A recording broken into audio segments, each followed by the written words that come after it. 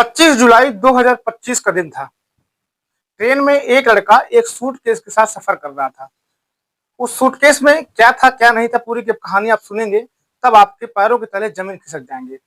सफर के दौरान वो सूटकेस इतना भारी था कि वो अकेले जो सूटकेस को संभाल नहीं पा रहा था, उठा नहीं पा रहा था। तभी वहां के लोग जो होते हैं उसकी मदद करते हैं, लेकिन जहां पे उसको उतरना था, वो जब स्टेशन आता है, जब स्टेशन पर उतरता है वो, तो स्टेशन प्लेटफॉर्म में जो है सूटकेस को रख देता है। उसके बाद वो सूटकेस को अकेले उठा ही नहीं पाता था। मतलब उठाने के लिए उसको अगर सर पे उठाना है तो उठाने के लिए उसको कई लोगों की जरूरत पड़ती थी। तो वहां पे कुछ लोग थे और वहां पे कुछ पुलिस कर्मचारी थे। जब पुलिस कर्मचारी वहां पहुंचते हैं, देखते हैं कि ये अकेले नहीं उठा पा रहा, तो सूटकेस पुलिस वाले जो है उठाने के लिए पहुंचते हैं वहां पे, चलो इसको उठा दिया जाए। लेकिन जब वो सूटकेस को उठाते हैं तो पुलिस वालों को शक होता है कि आखिरकार इसमें है क्या इतना भारी। तो लड़के से पूछा जब की जाती है, जब पूछने वाला जो पुलिस वाले होते हैं लड़के से पूछते हैं कि आखिरकार इसमें क्या भर के तुम रखी हुई हो, इतना भारी कैसे है। तो वो घबरा जाता है, वहां छोड़कर भागने की कोशिश करता है। जैसे ही भागने की कोशिश करता है, गेट तक पहुंचता है, वहां कुछ पुलिस वाले और होते हैं। गेट पर ही उसको पकड़ लिया जाता है। लेकिन जब सूटकेस को खोल कर देखा जाता है तो उसमें मिलता है कि उसमें एक लड़की की लाश थी, जिसकी लड़की की उम्र लगभग 20 से 22 साल की थी। उसकी वहां पर उस बैग में उसकी लाश थी। अब इस चीज को देखकर वहां पर जितने स्टेशन पर लोग होते हैं, पूरे स्टेशन में हड़कंप मच जाता है और समझ में नहीं आता कि आखिरकार ये क्या हो रहा है, क्या नहीं हो रहा है। तो दोस्तों पूरी घटना क्या है विस्तार में आपको अब सुनाने वाला हूँ। दोस्तों वीडियो में लास्ट में बने। दोस्तों मेरा नाम महेंद्र सिंह है, आशा करता हूँ आप सब अच्छे होंगे, सुरक्षित होंगे और मेरी कहानियों को एंजॉय कर रहे होंगे। चलिए दोस्तों घटना को शुरुआत से जानते हैं कि आखिरकार इस घटना में हुआ क्या था। दोस्तों फैजाबाद की रहने वाली मानसी, जिसकी उम्र लगभग 20 से 22 साल की थी, वो अपने माता पिता की इकलौती औलाद थी और देखने में वो काफी खूबसूरत थी।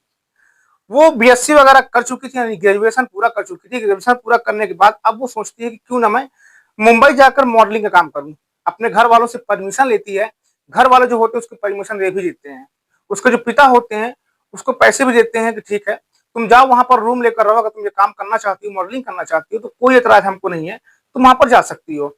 मुंबई के लिए जब वो रवाना होती है तो रास्ते में उसको सैयद नाम का एक लड़का मिलता है। अब दोनों में बातचीत वहां पर स्टार्ट हो जाती है ट्रेन में, सफर में। और दोनों में जो है बातचीत के दौरान दोस्तों जो है दोनों लोग जो है एक दूसरे का नंबर भी एक्सचेंज कर लेते हैं, सिर्फ दोस्ती में, फ्रेंडशिप में।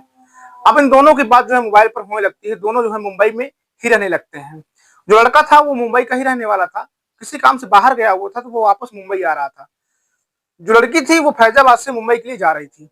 समय इन दोनों का बीत रहा होता है। लड़की जो होती है, अब जो वहां का जो पोर्टफोलियो बनाया करते थे, फोटो वगैरह खींचा करते थे, अब उन लोगों से मिलना स्टार्ट कर देती है। जब मिलती है तो उसकी जो ऑडियंस लिया जाता है, फोटो वगैरह बनाया जाती है, पोर्टफोलियो बनाया जाता है, वो सब चीजों में काफी अच्छा कर रही थी। अब उसको धीरे धीरे करके कई जगह जो सीरियल हो गए और धारावाहिक हो गए, छोटे छोटे जो काम होते हैं उसको मिलना स्टार्ट हो जाते हैं। अभी बड़ा काम उसको नहीं मिल पाया था।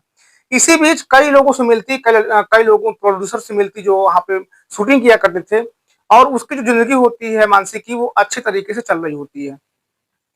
इधर जो संजय नाम का लड़का होता है, इन दोनों की भी फोन पर कंटिन्यू बात हुआ करती थी। और कुछ समय बाद जाने अनजाने में उनको दोनों को एक दूसरे से प्यार हो जाता है। अब दोनों जो है एक दूसरे के साथ रहना स्टार्ट कर देते हैं। उनसे मिलना, बातें करना, रोज मिलना इनका काम हो जाता है। अब उनके साथ जो है संबंध भी स्थापित हो चुके थे। अब दोनों जो है एक दूसरे से काफी मोहब्बत करने लगे थे। इधर जो मानसी होती है उसको अपना करियर बनाना था, तो करियर पे ज्यादा फोकस कर रही थी।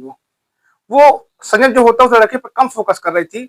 ये बात संजय को ज्यादा पसंद नहीं आ रही थी। वो सोचता था कि कहीं ऐसा ना हो कि जहां पर ये काम करने जाती है वहीं पर ही कुछ लोगों से इसका कांटेक्ट हो जाए और इसे मुझे छोड़कर चली जाए। ये चीज उससे बर्दाश्त होती नहीं थी। लेकिन जो मानसी होती है वो अपने करियर को लेकर कुछ ज्यादा ही पॉजिटिव थी। वो सोचती कि मेरा यहाँ पर आई हूँ तो मेरा मुख्य उद्देश्य होना चाहिए अपने करियर को बनाने का। अब मानसी जो होती है एक दिन संयत के कमरे में उससे मिलने जाती है। पहले दोनों बातचीत हो जाती है। बातचीत होने के बाद जो है दोनों के बीच में संबंध भी वहां बनते हैं। सारी जो एक दूसरे से जो प्यार मोहब्बत करते थे, सारी बातें होती हैं। जब मानसी वहां से आ रही थी तो संजय जो होता है मानसी से कहता है कि आज जो तुम कर रही हो ठीक नहीं कर रही हो। सिर्फ इतना सा शब्द वो बोलता है। मानसी कुछ समझ नहीं पाती और वहां से चली जाती है। वो फिर से अपना जो मॉडलिंग का काम था काम करना स्टार्ट कर देती है और लोगों के साथ रहना, उसका जो घूमना चालू हो जाता है। मानसी को बिल्कुल खबर नहीं थी कि आखिरकार संयत के दिमाग में क्या चल रहा है।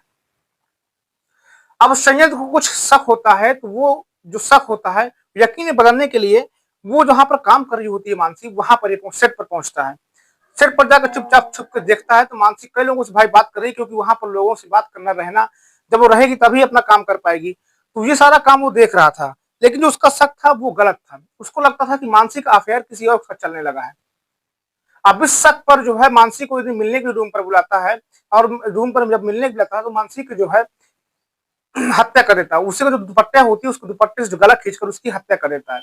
हत्या करने के बाद बिल्कुल परेशान हो जाता है, सोचता है कि अब मैं इसका क्या करूं। उसने जोश जोश में आकर काम तो कर डाला, लेकिन सोचता है कि अब मैं इसका क्या करूं, इसको कैसे बाहर यहाँ से लेकर जाऊं, कैसे इस क्लास को जो है डंप करूं, कहीं किसी अच्छे ठिकाने पर लगाऊं। अब वो तुरंत जो है एक टैक्सी ड्राइवर को फोन करता है, जो ओला होती है, ओला बुक करता है। जब ओला बुक करता है तो ओला जो टैक्सी ड्राइवर होता है वहां पर आता है और जो उसको फोन करता है कि सर मैं आपके घर के बाहर आ चुका हूँ, आप जो है चलिए जहां पर आपको चलना है मैं आपको छोड़ देता हूँ। वो जो होता है लड़का संयत, वो उस बैग में जो है लड़की को लाश को भरता है, और जब बैग में लड़की की लाश नहीं आती है तो उसके कई टुकड़े करने लगता है। टुकड़े करने के बाद जो उसको उसमें पैक करता है, उसके बाद वो टैक्सी को फोन करता है। अब टैक्सी में जब जा रहा था तो उसका बैग इतना भारी था कि टैक्सी ड्राइवर जो होता है वो भी उसकी हेल्प करता है टैक्सी में रखवाने के लिए। फिर जहां पर स्टेशन पे गया था वो टैक्सी से बाहर उतरवाता है और स्टेशन तक भी पहुंचवा देता है। बैग इतना भारी था, इस बीच में टैक्सी ड्राइवर जो होता है उससे कुछ बातें करता, पूछता कि सर आप तो अकेले हैं और इतना सारा जो है आप सामान कहाँ पर लेकर जा रहे हैं। वो थोड़ा सा घबराता है लेकिन उससे कुछ बताता नहीं, कहता है कि 5-6 लोग मेरे साथ में और भी हैं स्टेशन के अंदर, उनका भी सामान इसी बैग में रखा गया इसलिए बैग भारी है। अब ये सारी कहानी जो सिलसिला वहां पर हो जाता है। जब उस ट्रेन पर सफर कर रहा था, सफर करने के बाद जब वो ट्रेन से बाहर उतरता है तो उसका सामान जो होता है इतना भारी होता है कि वो उठा ही नहीं पाता, तब वहां पुलिस वाले आते हैं। जब पुलिस वाले वहां पहुंचते हैं तो उनको शक होता है पुलिस वालों को कि आखिरकार इसमें है क्या। जब पूछताछ करते हैं तो वहां से भागने की कोशिश करता है। जब भागने की कोशिश करता है तो वो पकड़ा जाता है और उस बैग से एक लाश निकलती है, जो लाश मानसी की थी। ये खबर जब सोशल मीडिया के माध्यम से, अखबारों के माध्यम से हर जगह फैलती है तो लोगों के पैरों की तरह जमीन दोस्तों खिसक जाती है। जब मानसिक घर वालों को ये बात मालूम चलती है तो मानसिक घर वालों को रो रो कर बुरा हाल हो जाता है। वो कहते हैं कि मैंने अपनी बेटी को जो है मॉडलिंग करने के लिए भेजा था और ये सब क्या हो गया है। कई साल मेरी बेटी को वहां पर रहते हो गए, आज तक ऐसा कुछ सुनाई नहीं दिया कि हमारी बेटी के साथ किसी का अफेयर है या कुछ और गलत काम कर रही है। आखिरकार ये हो क्या गया है। अब दोस्तों उससे पूरी जब जानकारी ली जाती है लड़के से, तो पूरी लड़का जो होगा, जब मैं कहानी आपको अभी सुनाया, पूरी कहानी जो है बयां कर देता है।